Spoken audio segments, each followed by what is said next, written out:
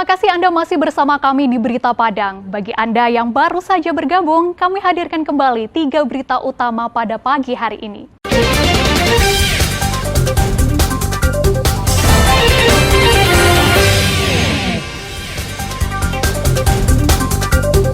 Dua hari hilang, seorang nenek ditemukan dalam keadaan selamat di dasar jurang sedalam 20 meter.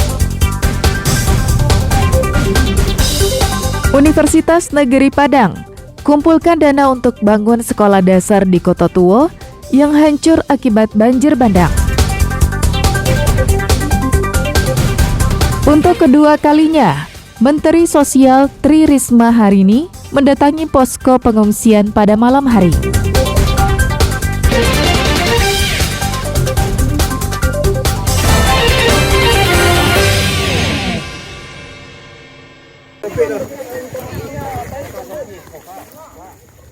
Warga Nagari Andaleh Tanah Datar berlarian saat mengetahui Jasmani Dar, nenek yang berusia 73 tahun, yang dilaporkan hilang sejak 2 hari lalu, akhirnya ditemukan.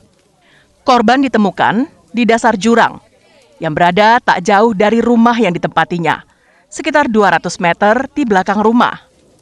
Saat dilaporkan hilang, tim SAR memfokuskan pencarian di sekitar rumah korban.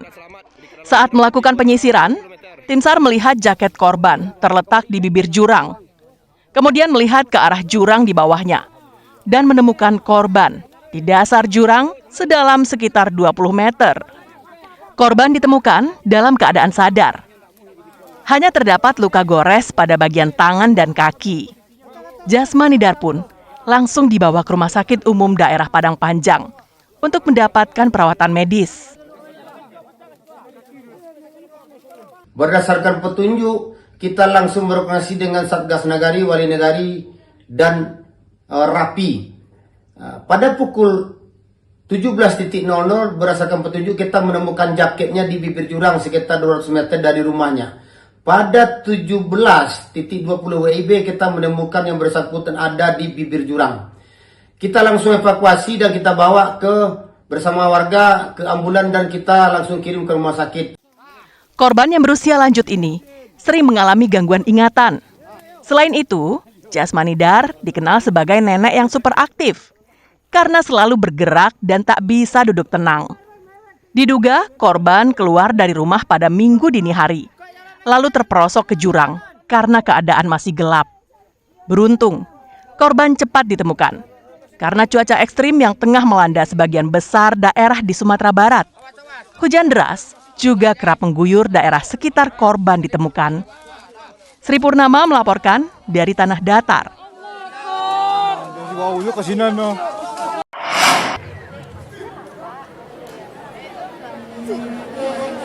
Universitas Negeri Padang memanfaatkan momen festival kebangsaan yang digelar di kampus UNP pada Sabtu pekan lalu untuk mengumpulkan dana guna membantu korban banjir bandang yang terjadi di Agam dan Tanah Datar.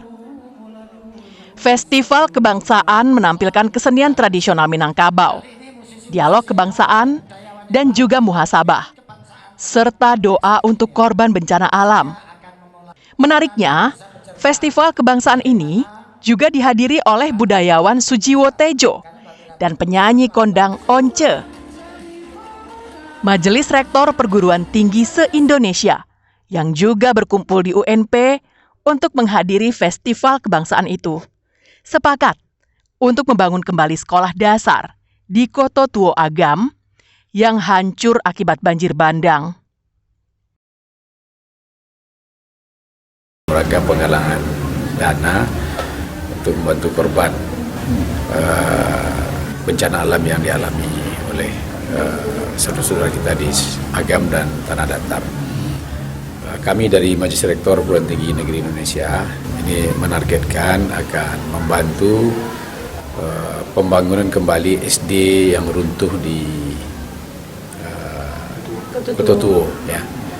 Dan sampai saat ini sudah terkumpul dana lebih kurang 450 juta sejak kita luncur. Festival kebangsaan yang dikemas dengan muhasabah dan doa untuk sumbar ini berlangsung selama sehari penuh dengan mengundang seluruh kampus yang ada di Sumatera Barat untuk memeriahkan acaranya. Laude Juhardio Anse melaporkan dari Padang.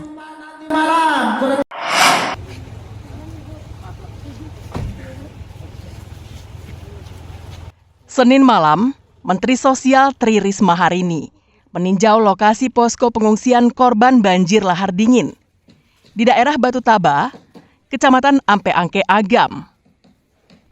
Kunjungan mendadak ini dilakukan untuk melihat sejauh mana persiapan pemerintah setempat dalam menyikapi pemindahan lokasi pengungsian. Kedatangan Menteri Sosial ke lokasi ini tak didampingi oleh pejabat Sumatera Barat dan pejabat Kabupaten Agam. Bahkan istri pejabat pun tak terlihat dalam rombongan Ibu Menteri. Yang ada hanya Kapolresta Bukit Tinggi yang rutin melakukan patroli di wilayah bencana.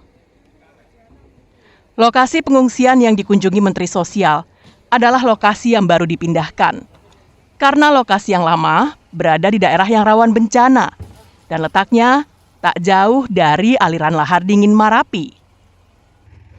Tapi sayang, lokasi yang baru ini tak dihuni satupun pengungsi. Padahal, pemerintah telah menyiapkan tenda yang layak, lengkap dengan kasur, bantal, dan selimut. Korban banjir bandang lebih memilih tidur di rumah kerabatnya dibanding di pengungsian. Namun demikian, pemerintah tetap menyediakan makanan bagi warga korban banjir bandang itu. Tak tanggung-tanggung, Tri Risma hari ini ikut menyiapkan bahan makanan, mengaduk bumbu ayam yang akan digoreng, serta mengiris lobak hingga 3 karung.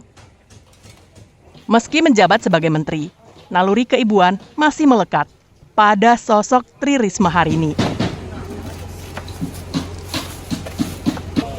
Udah biasa Bu ya? Udah biasa. Kenapa?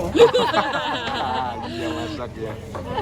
Sesuai dengan apa Bu? Karena Standar di gitu. Agam ini mereka rata-rata tinggal bersama keluarganya ya. Jadi waktu hari pertama kan di sekolah itu. Tapi sekarang semua pada di keluarganya. Jadi tapi kan kita tetap siapkan makanan untuk mereka.